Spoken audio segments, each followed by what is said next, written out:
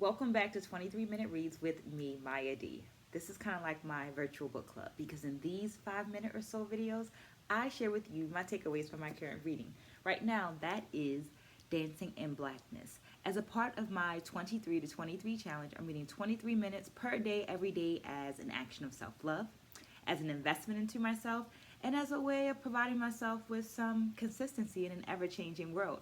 Hoping that you will join me along in this journey by liking this video, subscribing to the channel, and dropping some comments down there in that comment section so there's an actual dialogue going on.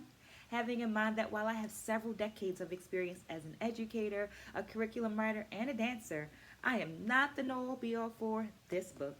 I'm simply providing a space for dialogue. Well, this week I read pages 197 through 243, and let me get my notes so I can give you my three takeaways.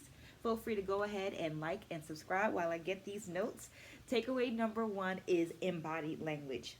In the Reconnecting with Greater Accra and Journey to Togo and Nigeria section, we find this quote from Osumare. I was speaking their embodied language, and that made me family. Dance as an embodied language becomes a tool that builds access, creating an invitation for others to become community and family. This was discussed in one of our earlier books, Hot Feet and Social Change. In this experience, uh, embodied language also becomes a tool that bridges the modern world with old world traditions of Africa, as seen in the broadcasting of festivals that combined state occasions with sacred ceremonies. Takeaway number two is Soul Train. A cyclical appearance of social dances has been discussed by several dance scholars. This is when a movement appears, disappears, and then reappears many, many years later. An example of this would be the Charleston during the Harlem Renaissance, and then coming back again as the Kid and Play in the 1980s. But I also think that there is something to be said about blood memory. Blood memory is when you do something unconsciously that is somehow connected to the customs and traditions of your lineage. But once again, it's this thing that you do just like without anybody telling you to do it. In the teaching at UG Legion and preparing to return to the US section, Osumare writes, when I introduced the Soul Train 1970s movement, the bump, where one touches one's partner's hip or other body part with one's own hip on syncopated beats, they all yelled, "That's Toure from Bamaya," end quote. In this case, we see African American dance as a twin in Africa.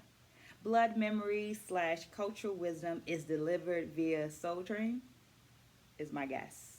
What say you? Let me know in the comments below.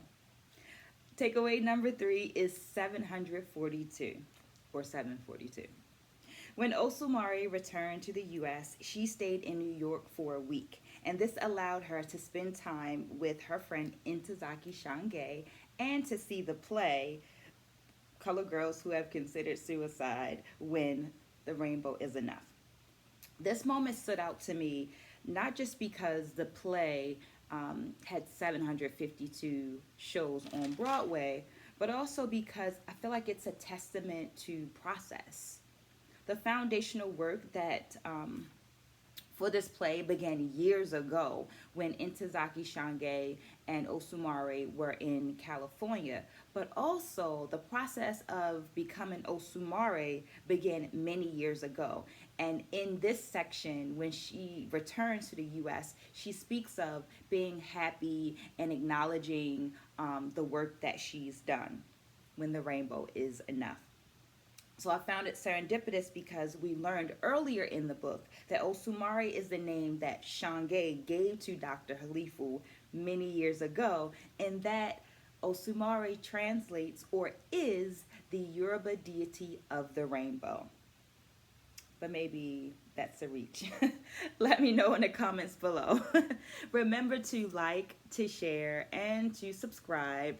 Thank you for staying until the end. Stay blessed, spread a good word, and I'll see you soon.